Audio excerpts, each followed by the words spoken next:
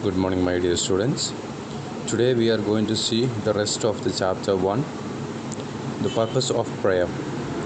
According to Gandhiji, what is the purpose of prayer? We are going to discuss that now.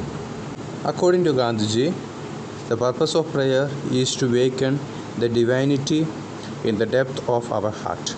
Divinity stands for the characteristics of God. He who has realized the efficacy of prayer can live for days together without food. But without prayer, he cannot live even for a moment. The person who realized the efficiency of a prayer or the power of the prayer can live for days together without food. But he cannot live in this world without a moment of prayer. Prayer is the breath of his life. Man's need for prayer is as great as his need for bread. As food is necessary for the body, prayer is necessary for the soul. I have not a shadow of doubt that the striffs and quarrels with which our atmosphere is so full today are due to the absence of the spirit of true prayer. Gandhiji says that the difficult problems and fightings that we all face every day in our society is just because of the absence of prayer in our hearts.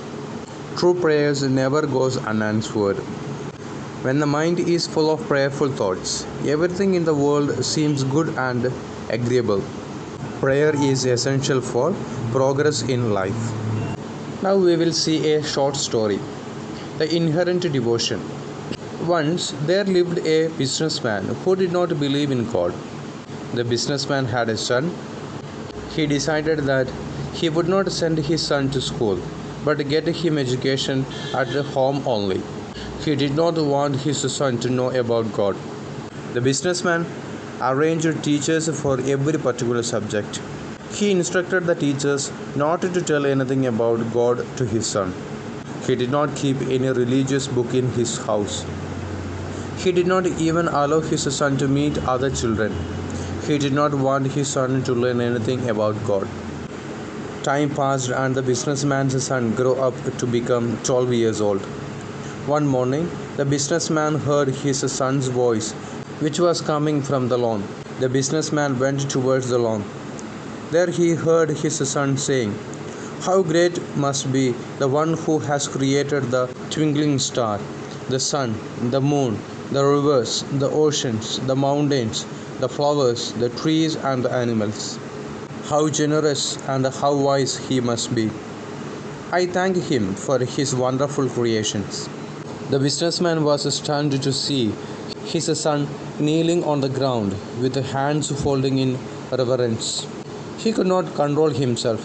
He ran towards his son and asked angrily, "Who taught you to say all these things?" He replied, "Nobody, Dad. I have felt them myself.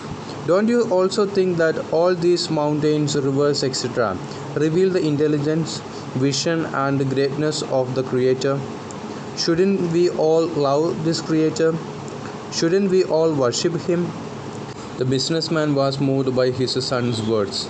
He started believing in the existence of God and also realized that it is impossible to hide God because He is present everywhere.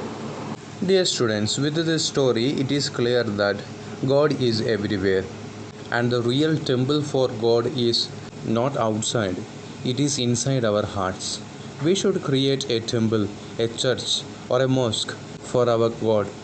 You may call him with different names, but he is a single person with different names. Prayer is a medium of showing our devotion and love towards God. Develop a habit of praying to God. Show your reverence towards God by means of prayer. Every day, when you wake up and when you go to sleep, pray to God.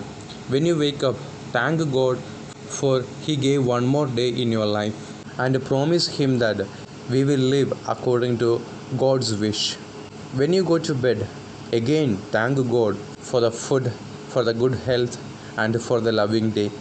If you are doing this every day, you will become a good person because every day you will try to live in its happiness. Thank you.